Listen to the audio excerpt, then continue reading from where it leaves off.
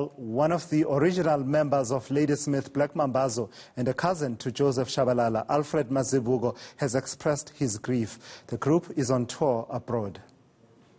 We just received the sad news that the founder of Ladysmith Black Mambazo, Dr. Joseph Shabalala, he has passed away. It's very sad that he left us. I will remember him as a person who was a hard worker, the person who never be satisfied with incomplete work. When he writes a song, he was always telling us that, hear the song, brothers. Let's rehearse it and make it better. And he has a way of teaching us how to do this music of Ischathamiya.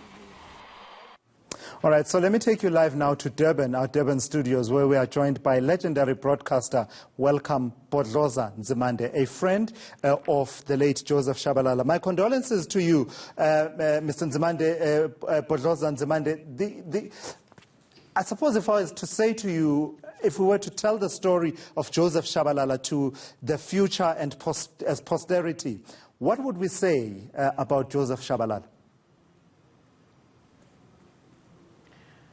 I always hear the song, Emaweni we baba, Emaweni we baba, Emaweni we baba, Emawe ye baba siye. Joseph Shabalala was a renowned person in as far as the Ischathamiya is concerned. I never had thought that he would break it in the side of Ischathamiya, because the people were looking down at Ischathamiya, especially when it comes to our people. And they felt it is something that will never break at all. But when I was at the station Ukhozi FM, I said this one is going to break it. I remember when I was at Ukhozi FM, I even said, if you look down upon this particular music, it will surprise you. It will take the country to the part of the world where you will never thought it would. But it happened. There are many songs that he had done in the way that people felt, even people from overseas, felt that Mambazo is going to go overseas in a way that you would be surprised yourself. And here we are now. I told him when we were at Marian Hill and KZN that, Joseph, you are going to go overseas and sing this kind of music, especially when it comes to Emaweni we baba, Emaweni we baba. And they went to Germany, and they even said, they sang a song which was sung in German. Wow. And when they did that, I said, oh, okay, but it's not necessary that you sing the language that you never had heard before. Talk to me about... Said, no, we are going to do it. Baba Nzimande, talk to me about the voices, right, within Ladysmith Black Mambazo, particularly his distinct voice, that unmistakable voice, a signature voice of Joseph Shabalala. You have an ensemble of people who are already talented, and many of us say they are turners, but I mean, you hear various ranges within that come together in unison, but his voice always stood out somehow. And that's true. Black Mambazo, especially Joseph Shabalala, he was very talented. And remember, he also sang gospel songs in Skatamia. And when he brought these people from the people who are in the kind of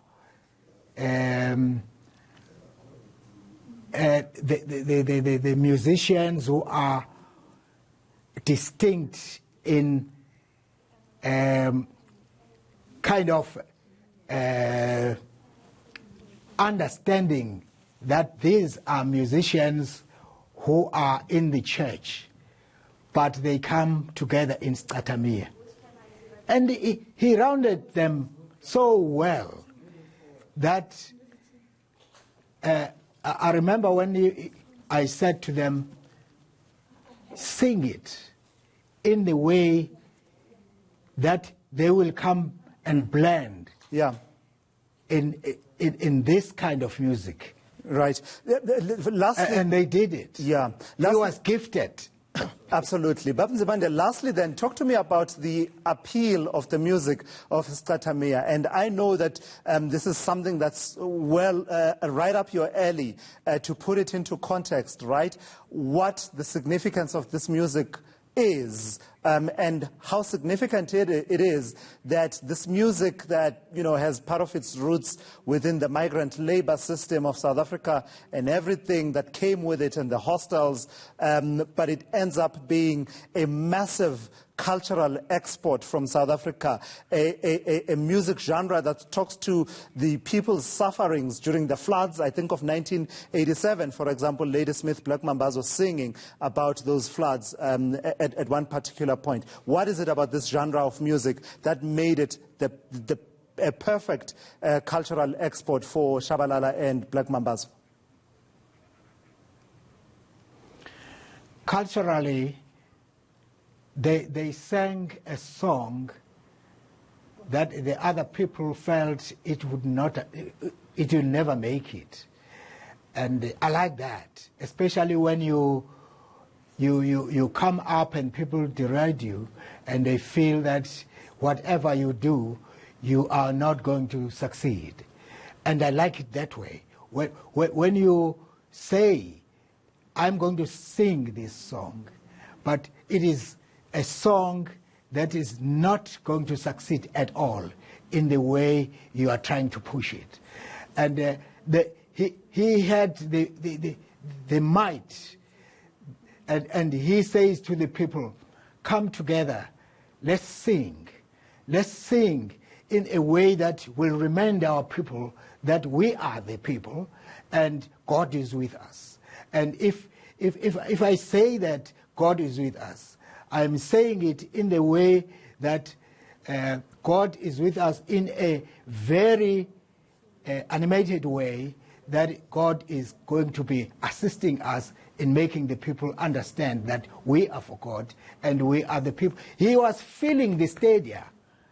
He was feeling the people that if you say you are going to the festival and people say, what is this? There are no instruments in this music. And you are just doing it the way only on the kind of music you are doing it, just using your voices without any accompaniment. Yeah. Naturally, without any accompaniment. Right. But they did it. And they even went overseas, and they really did wonders when in 1987 they had the Grammy Award the first time in South Africa. And there were many, many more to follow. But Bhodloza Nzimande, thank you so much for coming through and sharing your memories, your fond memories of the late Joseph Shabalala. That's Bhodloza Nzimande there. He's a broadcasting icon, and he tells me he still goes by that nickname of Ingulube Encane.